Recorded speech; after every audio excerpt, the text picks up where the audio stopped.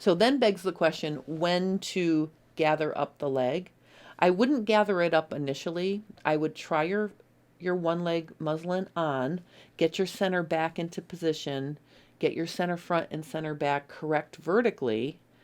You know, look and see that your hem is parallel to the floor and your inseam is straight. Then start to fit at the side. Once you've got that, you can take it off and you can add some pins, and then you can gather up the ease that's hanging around your fitted waistband. That's the other benefit of working with a waistband that's fitted onto you, that's non-stretch. It's going to give you a support and an exact measurement of what you need, you know, where that fabric needs to fit onto.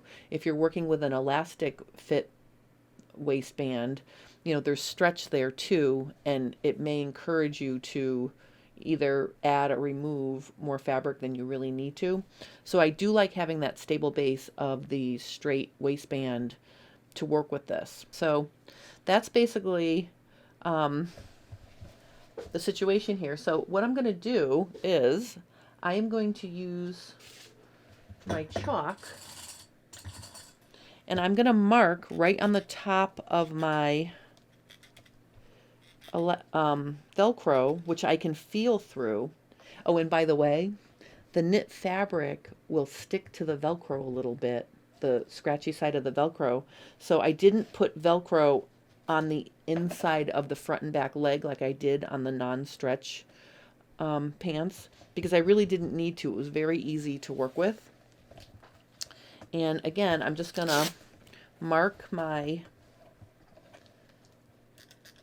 you know, and actually in the front, it's gonna be, you know, right there. So then what I'm gonna do, after I mark it, I can take it, I can unpin it.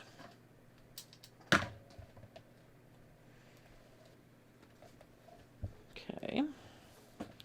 All right, and then I'm going to take the Velcro off, take the waistband off. And then what I can do is, notice I used a really big stitch to baste my knit together because I'm going to construct this on the serger. So the first thing I'm going to do here is I'm going to cut off, while it's still sewn together, I'm just going to leave the 1/4 inch seam allowance. To get a nice smooth cut, I'm going to use my ruler here. And then also I can measure my 1/4 inch easier.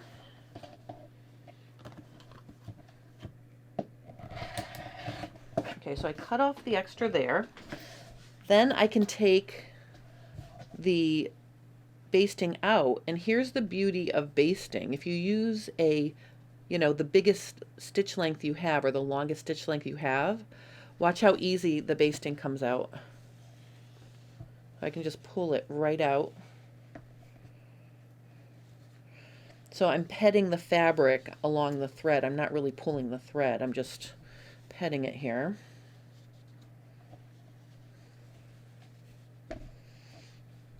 And I don't want it to break, so I'm just going to pull it right out, all in one string. Okay. So now my side seams are taken apart, and then I can go ahead and do the same thing to my inseam. I can take that apart by pulling at the bobbin thread.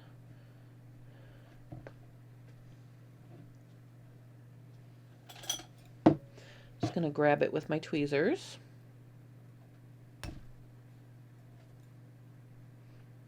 I think I back tacked it at the top so it wouldn't come undone while I was wearing it, so I'm just going to break that. But then once I get past the back tacking, I can just pull out the thread. Okay, now I'm unhitched there. And then because I stay stitched at a 1/2 inch, just to hold the fabric, I'm going to just pull out the stay stitching on the crotch seam too. So now I've got my pants legs all set here.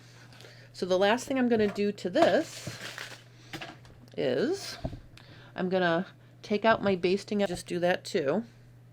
So see, this is like marking without marking up your fabric. So using the um, the basting allows you to mark all that without having to write on your fabric. So now I can use this as a pattern piece, and I am just going to cut it off right along my chalk line here.